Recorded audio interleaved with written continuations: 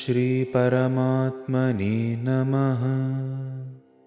I bow down to the Supreme Consciousness. अथ श्रीमद्भगवद् गीता। And now we start the Holy Bhagavad Gita. Arjuna उवाच।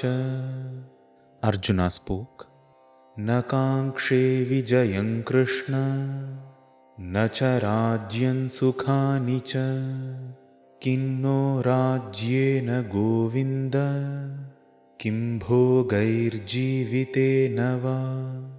O Krishna, I do not desire victory, kingdom, or the pleasures that come after it. O Govinda, of what purpose is a kingdom, pleasures, or even life itself? Shri Bhagavanuvacha.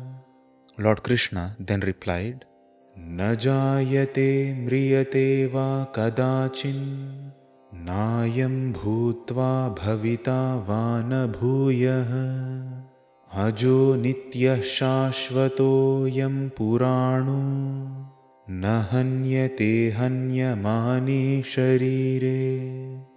The self is neither born, nor does it ever die, nor having once existed, does it ever cease to be.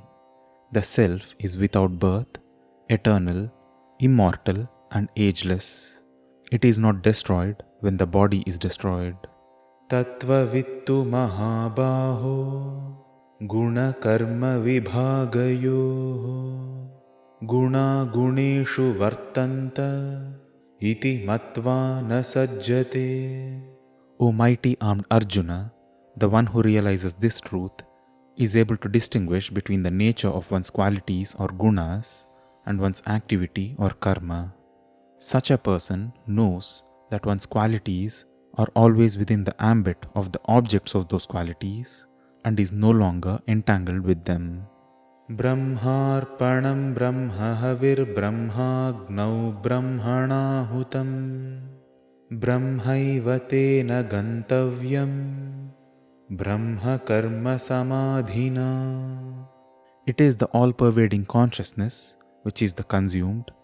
It is the means of consumption. It is the cause of consumption. And it is that which consumes. Therefore, what is consumed goes back into its own self through activity which is performed with an equanimous mind established in consciousness. Vidya vinaya sampanne ब्राह्मणी गविहस्तिनी शुनि चैव श्वपाके च पंडिताः समदर्शिनः. With the dawning of this true knowledge which removes all false pretenses, such people look upon everything ranging from an enlightened being or a cow or an elephant or a dog eater with the same perspective. Shanai shanai ruparamid बुद्ध्या धृतिगृहीतया आत्मसंस्थं मनः कृत्वा न किंचिदपि चिन्तयेत्. One shall progress on this path slowly and steadily with a mind that is steady and focused. The mind should be unwavering and focused on the true knowledge of the self. Bhumirapo nalo vayuh खं मनो बुद्धिरेव च अहंकार इतीयं मे भिन्ना प्रकृतिरष्टधा. Earth, water, fire, air, space, mind, intellect, and the sense of self. These are the eightfold manifestations of my materialistic nature. Omityekaksharam brahma व्याहरन् मामनुस्मरन् यः प्रयाति त्यजन् देहं स याति परमां गतिम्. The one who in such a state continuously remembers me through repeated usage of the cosmic sound Pranava or the Omkara and then departs from this mortal body attains to this ultimate state. Ananyaschintayanto mam ये जनाः पर्युपासते तेषां नित्याभियुक्तानां योगक्षेमं वहाम्यहम्. For those who always strive to realize me with unfaltering focus, I myself shall take care of both their survival and liberation. Athava bahunaitena किं ज्ञातेन तवार्जुन विष्टभ्याहमिदं कृत्स्नमेकांशेन स्थितो जगत्. What is the need for all this detailed knowledge, O Arjuna? Simply know that by one fraction of my divine state of existence, I pervade and support this entire creation. Mat karma kran mat paramo mad bhakta sangavarjitah nirvairah sarva bhuteshu yassa mameti pandava. A person who performs activity for me is devoted to me, who is disentangled and has no malice towards all creatures. Such a person shall attain to me, O Pandava.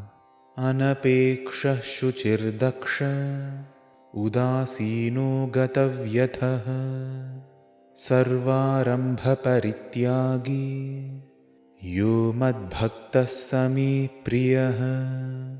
A person who is indifferent to worldly gain, externally and internally pure, skillful, devoid of worries, and free from selfishness in all undertakings, such a devotee of mine is very dear to me. Yatha sarvagatan saukshmyadakashanupalipyate sarvatravasthito dehe tathatmanupalipyate.